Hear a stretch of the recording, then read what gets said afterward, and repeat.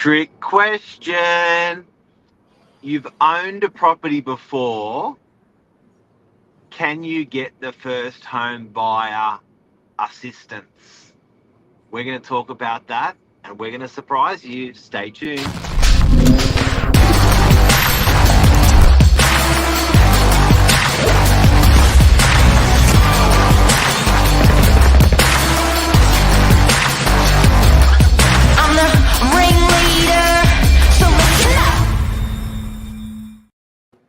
Monday morning. Good morning, everyone. First home buyers. Good morning, everyone. How are you, Billy? I'm good. How are you? Yeah, really good, really good. Do you know I went to the Serbian festival yesterday. Nice. I was dreaming about first home buyers last night. You know what? It's the blood flowing. It's good, hey? Like, it's good that the government's having a fair crack at helping people. It's been going on a long time now. There's probably been a good 15 years of incentives now to come through to first home buyers. But the problem is it's forever changing. And I think as you know, it's money on the table to buy Australian real estate. Yeah. And I find it difficult to follow. And I know that purchasers out there, old, young, whatever model they are, really find it difficult. Furthermore, if you go online to do the research, it's still hard. Yeah, it's really tricky. And it's even worse when you're, starting your search and then it's not a transaction necessarily completed in 1 month. There's a heap of savings, the time that goes into it. There's a heap of research. There's a heap of, time spent on the floor getting around with your pre-approval. So sometimes this can be a 12-month ordeal, and a purchaser or a first home buyer is starting their research with one incentive and actually ending it with another because it's changed or something's new has been introduced. So typically when we find a change in government, that's when you start to see your biggest changes implemented. And then there was that stamp duty thing where you could, delay it and pay it over the years and stuff like that, put on the table, take it off the table. But what we want to let people know today, which I think was the most exciting part of it, was it was a couple of things. I'll tell you the second most exciting first, in my opinion, is that it's up to 800,000. You can get zero stamp duty, up to 800,000. But even up to not $1 million, it ratchets down. And what I mean by that is if you click in at 900 grand, you're still only paying half the stamp duty. Not a bad idea, because a lot of people choose not to compete as first home buyers when they get to 8.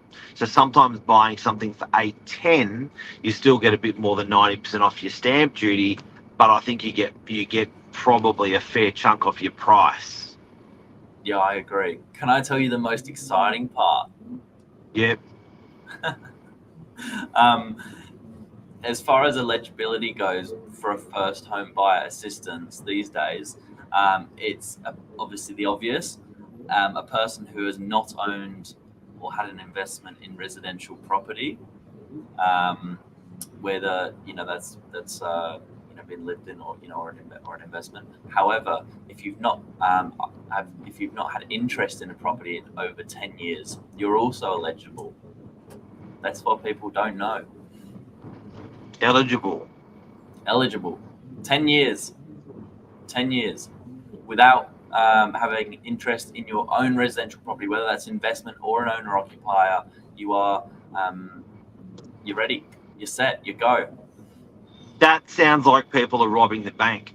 So just to wrap around that, guys and girls, working example, you owned a property with your now ex-husband, your former husband, had some kids, you lived in the property, you're now 50, 55, you can get and you're 10 years later, you can get the first home buyer grant and pay no stamp duty.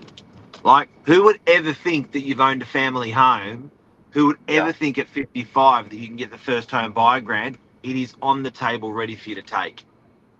Yeah, and it's a saving of about 30,000 by the time you wrap in, stamp duty paid on 800,000, and some of the other really wonderful benefits. If you're a key worker, a single parent, there's just so much there that you might have thought this is all too impossible, but it really isn't once you start looking at some of the assistance schemes. The name first home buyer is false, misleading, and deceptive, because this part doesn't make sense. First home buyer. I'm not a first home buyer, but I can pay no stamp duty. That's incredible. Yeah. So where do you go as a first home buyer or someone out of the market in 10 years? Where do you go to get this info, Mark? I like to stick to government websites because I think they're more stable, but they're more complicated. Where would you go? Yeah, I'd jump onto Google, whack in Revenue New South Wales. You can have a look. It does actually break it down in three different sort of tables. What you can get, and from there, I'd pick up the phone and I'd give a broker a call. People don't realize, I think, still that the job of a mortgage broker is actually to work for you, get you the best rate, and assess multiple different lending panels. The difference between a broker and dealing with someone directly at the bank is sometimes at the bank they can only offer their one service, whereas a broker can obviously look at different options and give you a variety of choices. And they don't get paid by you. They get paid by finding you a good result. So there's no cost to pick up the phone and engage a broker. Now, before we go, 2 other programs. You can buy with a 2.5% deposit. You can buy with a 2.5% deposit, not have to pay lender's mortgage insurance. If you are a key worker, a nurse, a police officer, a firey. So if you're there's a couple of other, have a look if you fit into that key worker category, because you only have to pay 2.5%. And another thing that's still on the table that I'm surprised people have not taken up is equity share. So what actually happens is the government, instead of buying with your partner, you can buy with the government, you can enjoy the property, and you can share the profits with the government when you sell 5, 10, 30, 40 years down the track. It allows you to get into your own property, though. I know so many people are worried about the rental climate at the moment as well. Just have a conversation with a broker, and you might actually find yourself in a position where renting and buying could be a very similar story. So in the week, I was at a little 1-bedroom in Howard Avenue, got chatting to a guy working on a site next door doing the balconies, and he thought, wow, I never even considered potentially buying, but when I look at the repayments, it would almost be identical to my rent. So guys, we want to basically give you the breadcrumbs to head towards first home buyer grant stuff, because it's much more, there's much more value in there than what first meets the eye. And if you want to dig, call us. We'll put you in the right direction on these first home buyer grants and run them through you and tell you what you could be eligible for. Google it, of course. You can find out, but you'll probably spend a bit more time. Or ask if you've got a great broker that does a lot of first home buyer stuff, give them a call as well. There's plenty of incentives out there. And as Luke says, the governments love property, and the governments want you to save for the future. They want you to be a good citizen and save for yourself, put a roof over your head, and they will help you to be a good citizen to do that. Take it up, I say. Go get them, legends. Have a great day, Billy Bob. What are you doing today? What happens on a Monday for Billy? The old man in the young man's body.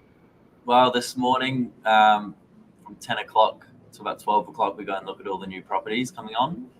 Then we jump back into the office. I've actually got a valuation today across the road for a property I sold last week, and then get on the phone and start calling everyone that we met on the weekend. Yeah, Doing the But live, be here. Billy. We'll be here till 8 o'clock tonight, guys. 8 to 8. Boom. Have a good one, everyone. Enjoy the beautiful weather today. Look at that. Not a cloud in the sky. It's a cracker. Enjoy. See you later. See ya.